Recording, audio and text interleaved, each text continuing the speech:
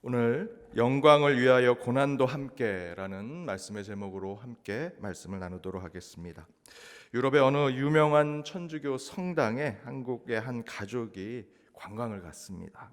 성당 입구에 한 수녀님이 나무 십자가를 파는데 그 성당에 몇백 년 전에 사목하셨던 신부님이 중세 시대 때 하셨던 분이신 것 같습니다. 그분이 십자가를 나무로 만든 그 십자가를 팔고 있는데 세 개에 50유로에 파는 겁니다. 꽤 비싼 가격으로 팔고 있는 거죠.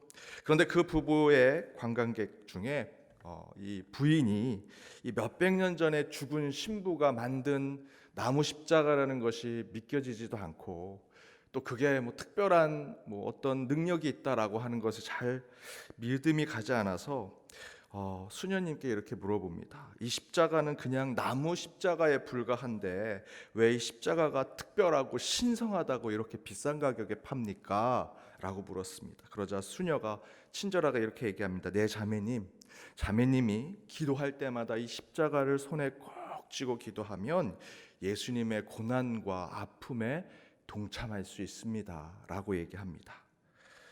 그러자 그 말을 들은 이 부인이 그러면 전 살 필요가 없겠네요 라고 얘기합니다. 그래서 수녀가 이렇게 묻습니다. 왜 그렇죠?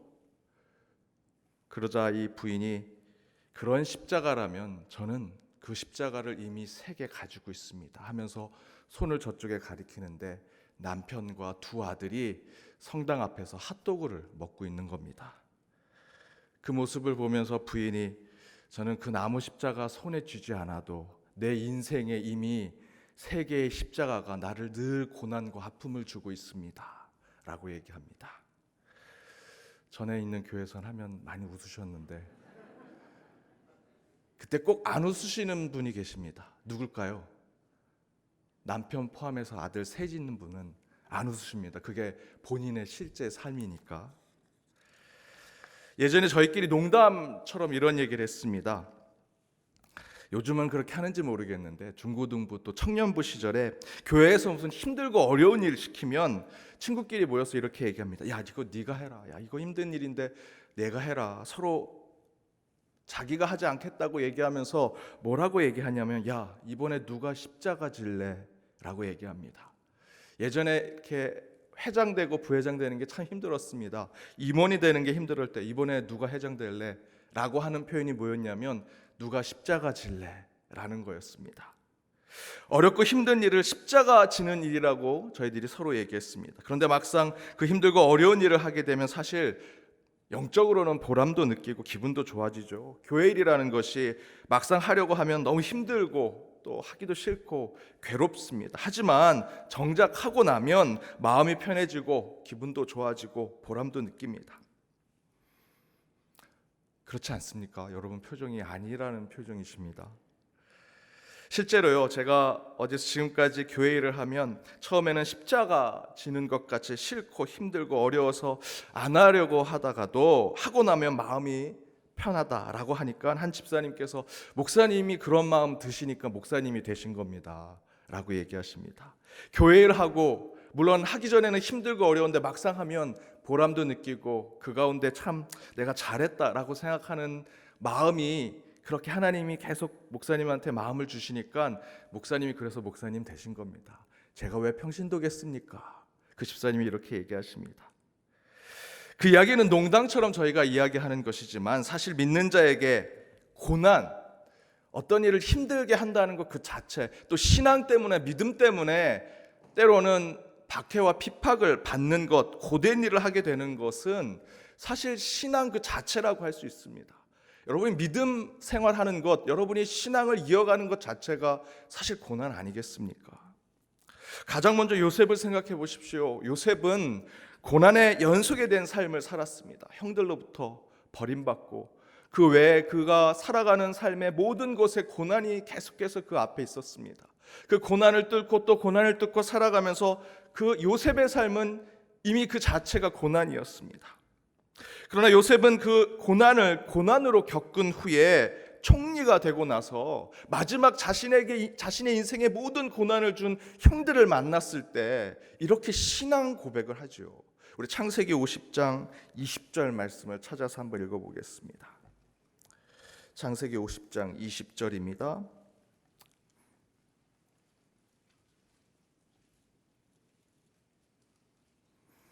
창세기 50장 20절.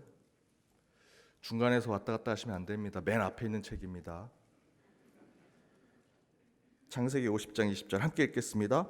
당신들은 나를 해하려 하였으나 하나님은 그것을 선으로 바꾸사 오늘과 같이 많은 백성의 생명을 구원하게 하시려 하셨나니. 당신들 형님들은 나를 해하려 하였으나 온갖 고난과 고통을 주려고 하였으나 하나님은 그것을 어떻게 하셨다고요? 선으로 바꾸셨다는 겁니다. 저와 여러분이 신앙과 믿음의 생활을 하게 될 때 지금 요셉과 같은 고백을 하게 되지요.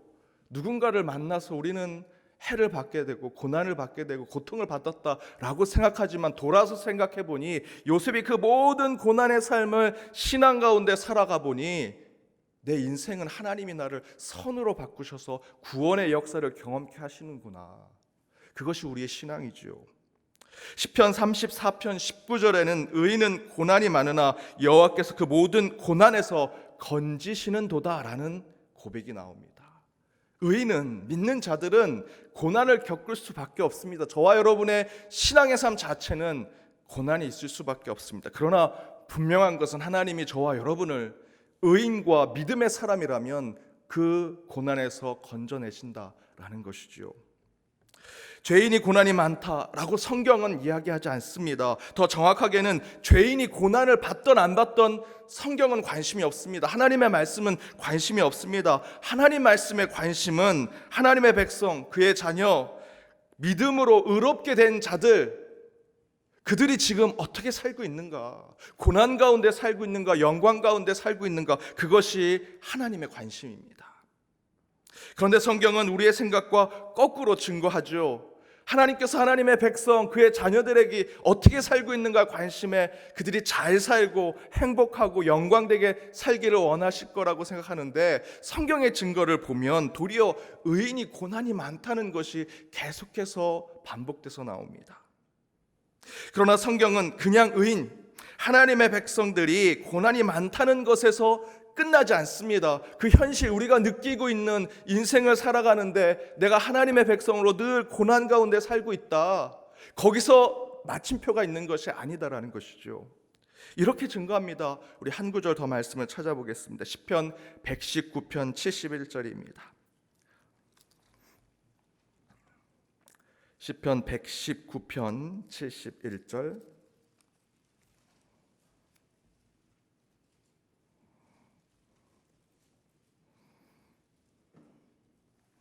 시편 119편 71절 함께 읽겠습니다. 고난 당한 것이 내게 유익이라 이로 말미암아 내가 주의 율례들을 배우게 되었나이다. 저희가 고난을 받은 신앙의 삶을 살아갈 수밖에 없는 저희의 현실을 보게 되는데 거기서 끝나지 않습니다. 거기서 마침표가 있는 것이 아니지요. 시편의 기자는 이렇게 얘기합니다. 고난은 당한 것이 오히려 너에게 유익이다. 왜냐하면 그것을 통해 주의 율례, 주님의 뜻, 주님이 우리에게 주시고자 하는 하나님의 음성을 우리는 그 고난 가운데 듣게 되기 때문이다 라고 고백하죠. 베드로전서 2장 20절에서 21절에 이렇게 증거합니다. 선을 행함으로 고난을 받고 참으면 이는 하나님 앞에 아름다우니라. 이를 위하여 너희가 부르심을 받았으니 그리스도 너희를 위하여 고난을 받으사 너희에게 본을 끼쳐 그 자취를 따라오게 하려 하셨느니라 라고 얘기합니다. 선을 행함으로 고난을 받으면, 받는 것을 참으면 하나님 앞에 아름답다 얘기하면서 우리를 위해 구원의 역사를 보여주신 예수 그리스도도 그 고난의 길을 걸었고 그 가운데 우리에게 본을 보여주신다라고 말씀하고 있습니다. 이처럼 고난에 대한 성경의 증거는 고난은 우리 신앙 그 자체라는 것입니다. 그런데 그 고난은 우리 믿는 자들에게는, 세상 사람들은 모르겠습니다. 성경은 그들에게 관심이 없습니다. 지금 이 새벽 제단을 지키고 있는 여러분에게 하나님은 관심이 있습니다. 너희들이 받는 고난은 유익이다. 왜? 주님의 율례를 배우게 될 것이기 때문에. 또한 선을 위한 고난은 곧 주님을 따라가고 주님을 쫓아가는 영광의 길을 걷는 것이기 때문에 라고 얘기합니다. 그러면서 오늘 본문에서도 이렇게 증거하죠. 오늘 본문 말씀 한 구절 더 읽어보겠습니다. 17절과 18절 말씀, 로마서 8장 17절 18절 함께 읽겠습니다. 자녀이면 또한 상속자 곧 하나님의 상속자여 그리스도와 함께한 상속자니 우리가 그와 함께 영광을 받기 위하여 고난도 함께 받아야 할 것이니라. 생각하건대 현재의 고난은 장차 우리에게 나타날 영광과 비교할 수 없도다. 우리 하나님의 자녀들은 영광과 함께 고난도 함께 받아야 한다라는 것이죠. 현재의 고난은 장차 우리에게 나타날 영광과 비교할 수 없다라고 바울 사도는 이야기합니다.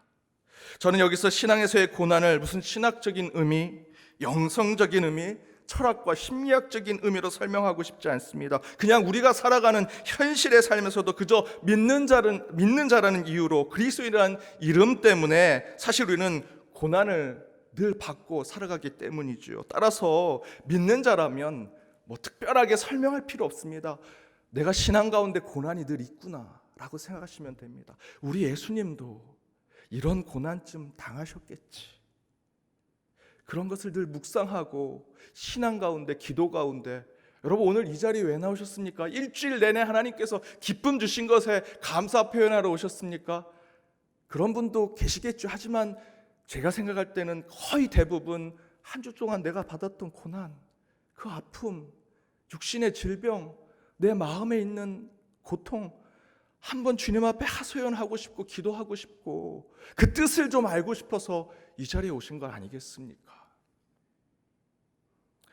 미국의 한 유명한 경영대학원을 다니는 한 청년이 제가 사역하던 곳에 있었습니다. 그런데 이 청년은 기독교 정신을 가지고 기업을 운영하고 그런 경영 마인드로 회사를 차리고 싶어 했던 청년이었습니다. 그래서 저는 그 친구를 위해서 중보기도를 많이 해준다. 하루는 그 청년이 저를 찾아와서 이런 부탁을 합니다. 목사님, 기독교 정신으로 성경의 마인드로 기업을 하시는 CEO 분들을 좀 소개시켜 주십시오. 직접 찾아가서 인터뷰하고 자신의 비전의 현실적인 것들을 찾아보고 싶습니다. 그래서 제가 직접 그 기독교 CEO 되신 분들, 우리 교회 안에 있는 분들 또는 제가 다른 교회에 있는 분들도 수소문해서 몇 분들을 이렇게 소개해 주었습니다.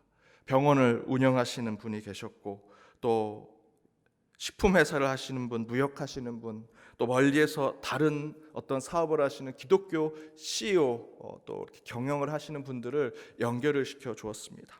그리고 몇 달이 지났는데 그 청년이 저를 찾아와서 매우 어두운 표정으로 이렇게 말합니다. 목사님, 기독교 신앙으로 세상에서 기업하는 것이 이렇게 힘든 겁니까?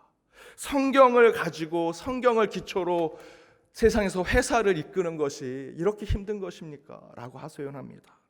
왜 그러냐고 물었더니 이 청년이 이렇게 얘기합니다. 자신이 만난 기독교 CEO들이 하나같이 똑같이 말하는 것이 성경과 예수 정신으로 기업을 하려고 하면 절대 쉬운 길이 없습니다. 기독교 기업은 항상 괴롭고 힘든 길을 걷게 됩니다. 웬만하면 이쪽에 오지 마시고 그냥 교회는 교회, 신앙은 신앙대로, 기업은 기업대로 운영하시는 그런 삶을 사십시오 라고 충고하더라는 겁니다. 더 정직해야 하고 더 성실해야 하고 더 윤리적이고 더 인격적이어야 한다. 그렇게 운영하려고 하니 수익도 잘 나지 않고 경쟁 회사에 계속 뒤지게 되고 더 투자도 못 받게 되고 더 좋은 직원도 뽑지 못해 정말 그 경영 자체가 너무 어렵더라라는 이야기를 합니다. 그런데 그렇게 부정적이고 어두운 이야기를 하면서도 그 청년이 마음속에는 그럼에도 불구하고 저는 성경을 기초로 예수 정신으로 기업을 하겠다라는 비전을 계속 얘기합니다. 왜 그렇게 하느냐? 왜 그런 비전을 아직도 포기하지 않았느냐? 그렇게 많은 분들에게 이야기를 들었는데 왜 그렇게 생각하느냐고 물었더니 그 친구가 이렇게 얘기합니다. 그분들이 그렇게 힘들고 어렵다고 하면서 본인들은 성경을 기초로 예수의 정신으로 그 고난의 길과 같은 십자가의 길과 같은 그 경영과 회사를 운영하더라는 겁니다. 본인은 다른 사람에게 추천하지 않지만 그래도 나만큼은 예수의 정신으로 기업을 이끌겠다라는 것을 보여주는 것을 보고 그 청년도 본인도 힘들겠지만 그 선배들을 쫓아가겠다라고 저한테 얘기했습니다. 사랑하는 여러분, 신앙의 삶이 참으로 고난의 연속이지요. 그러나 여러분, 고난은 곧 저와 여러분이 얻게 될 영광에 비교할 것이 되지 않는다라고 저는 믿습니다. 저는 의와 사랑을 위해 고난받고자 한다면 반드시 하나님께서 지켜주실 것이라 믿습니다. 산상수훈의 말씀대로 의에 줄이고 목마른 자에게 복이 있을 것이고 의를 위하여 박해와 고난을 받는 자에게 복이 있어서 천국이 저와 여러분의 것이 되리라 저는 믿습니다. 반드시 의를 위하여 믿음의 삶을 위하여 고난을 받으신다면 하나님께서 보상하실 것이고 영광의 때를 우리에게 허락하실 것입니다. 그런 하나님의 말씀을 믿기 위해서 여러분 이 새벽에 이곳에 오신 것 아닙니까? 그 역사의 증거 제가 한 가지만 함께 나누고 오늘 말씀을 마치고자 합니다. 미국의 세 번째로 큰 패스트푸드 레스토랑이 뭔지 아십니까? 보통 맥도날드는 될 거고요. 또 외에도 버거킹, KFC, 피자헛, 도미노 피자 이런 것이 두 번째, 세 번째 아닐까 생각을 하실 겁니다. 자료에 의하면 첫 번째는 맥도날드고요. 이거 세계적인 패스트푸드 레스토랑이고 두 번째는 스타벅스. 세 번째는 여러분 생소하시겠지만 칙필레라고 하는 회사입니다. 치킨 샌드위치를 만드는 겁니다. 작년 통계로 보면 세 번째로 큰 패스트푸드 레스토랑은 칙필레였습니다. 그런데 이 칙필레는 주일날 문을 열지 않습니다.